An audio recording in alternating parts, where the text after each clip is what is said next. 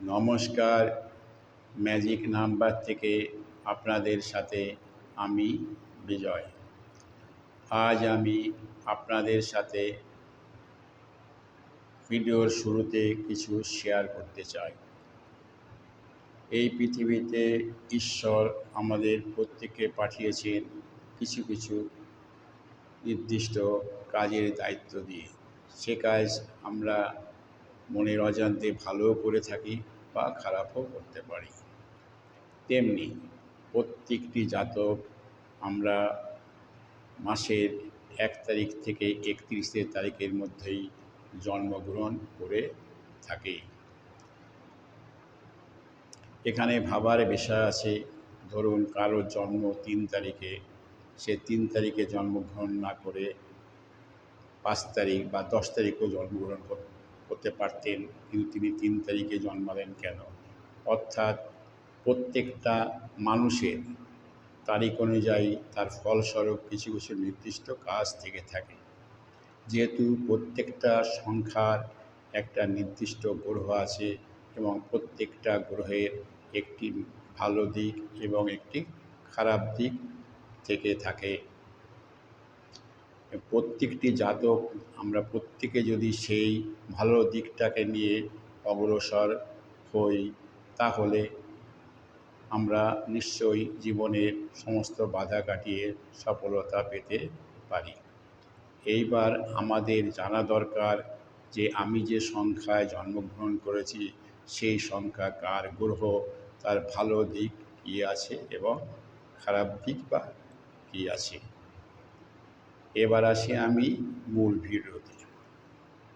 আজকে আমি আপনাদের সাথে আলোচনা করতে চাই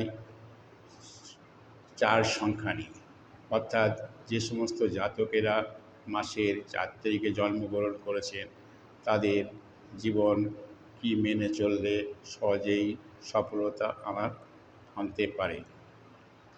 সংখ্যাতত্ত্বে 4 সংখ্যাটিকে রাহুর সংখ্যা বলা হয়েছে।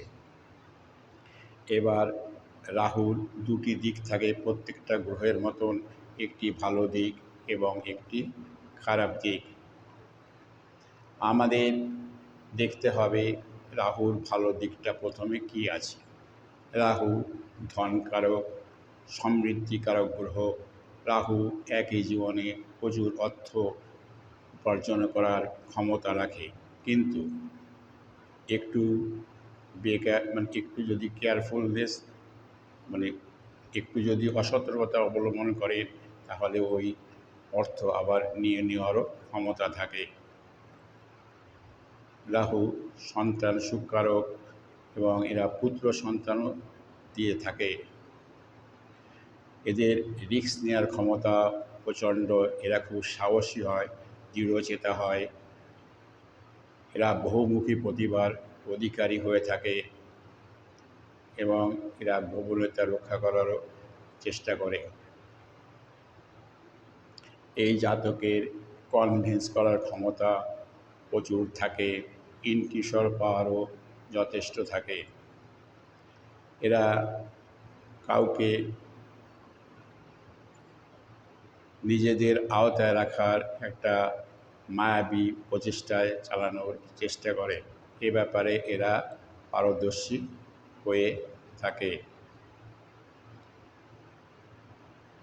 বিদেশে এদের টাকা উপার্জন করার সম্ভাবনা থাকে এবং বিদেশে এদের সুখ পরিলক্ষিত হয়েছে, দেখা গেছে বিদেশ সুখ থাকে এদের। এরা সমাজের চিরাচরিত নিয়মের বাইরে গিয়ে নিজের পরিকল্পনা অনুযায়ী নতুন কিছু করার চেষ্টা করে থাকে। গভর্নমেন্ট জবের ক্ষেত্রে দেখা গেছে গভর্নমেন্ট জবের পার্সেন্টেজ অনুযায়ী সফলতার হার এদের যথেষ্ট বেশি থাকে। তাই এই ব্যাপারে যদি ভালো সতর্ক হয় তাহলে ভালো ফল পাবেই। যেহেতু রাহু একটি বায়বীয় গ্রহ, অর্থাৎ বায়ুর মাধ্যমে যে সমস্ত কাজকাম চলে থাকে, এই সমস্ত দিকে যদি এরা অগ্রসর হয়, অর্থাৎ টিভি, মিডিয়া, সাংবাদিক,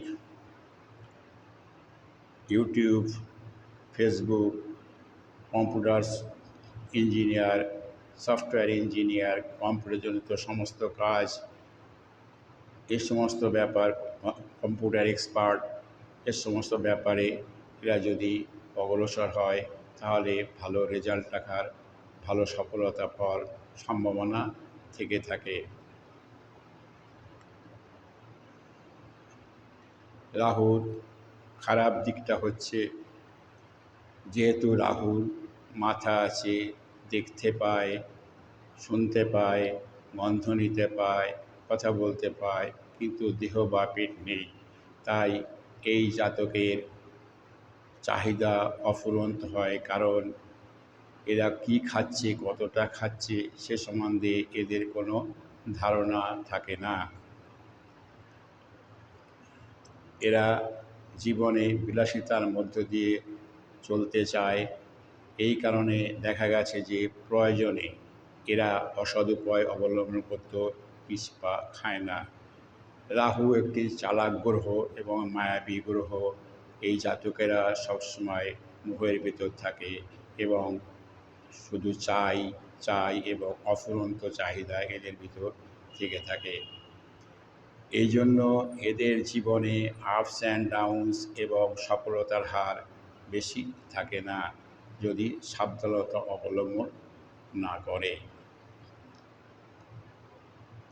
যেহেতু এই গ্রহ খুব ইগোয়েস্টিক হয়, এরা ভাবে যে